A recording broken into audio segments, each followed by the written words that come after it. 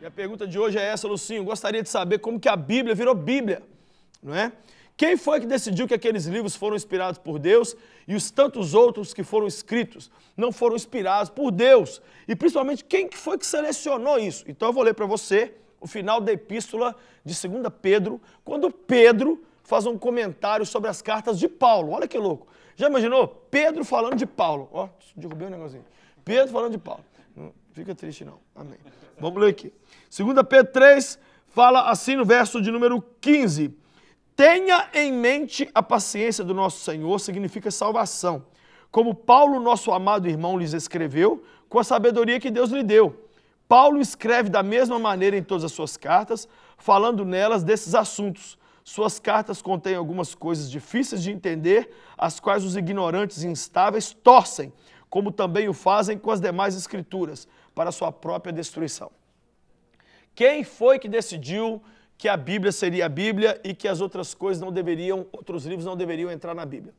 Os primeiros cristãos e os concílios. O que eram os concílios? As reuniões que eram feitas pelos líderes cristãos ao longo das décadas, dos séculos. Então, os cristãos lá na primeira igreja, na igreja primitiva, se reuniram e eles chegaram ao acordo de que havia algumas coisas sendo escritas que eram semelhantes.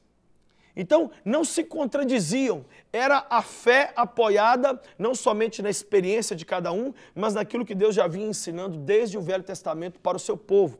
Então, por exemplo, o que a gente tem aqui? Pedro assinando embaixo do que Paulo fala. Então não há dúvida de que as cartas de Paulo são inspiradas, porque você tem Pedro, que também escreveu, e ele também, os dois viram o Senhor, tiveram experiências profundas com Cristo. Ao longo dos séculos foram acontecendo outros concílios, outras reuniões, onde haviam dúvidas. Algumas coisas, por exemplo, foram trazidas, escritas por algumas pessoas que contradiziam os ensinos de Paulo e Pedro. Mas eles falavam muitas coisas legais. Eles diziam, por exemplo, o sangue de Jesus perdoa pecados. Legal. Mas tinha outras coisas que não batiam. Por exemplo, havia um rapaz lá, poucos séculos depois da morte de Cristo, que ele dizia o seguinte, que Jesus não existiu para sempre. Jesus foi criado por Deus num determinado momento, como eu, como você, e que Jesus não era eterno. Então, quando esse escrito desse rapaz chegou no concílio, os líderes do cristianismo da época disseram, não, isso aqui não bate com o restante das escrituras. Resultado, está fora do cânon. O que é o cânon?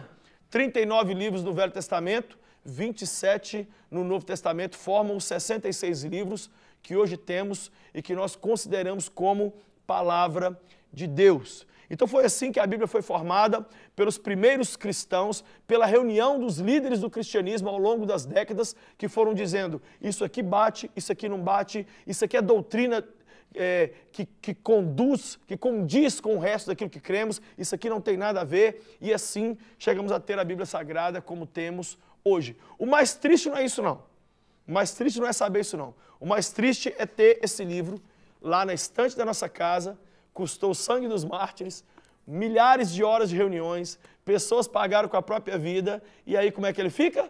Fechadinho. E a gente não lê. Por quê? Porque está o dia inteiro no Zap, o dia inteiro no Instagram, o dia inteiro, né, no Facebook.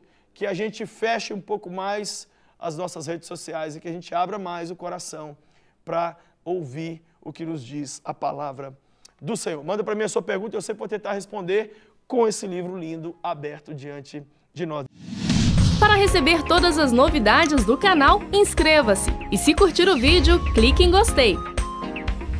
Aproveite para acompanhar a Rede Super nas redes sociais.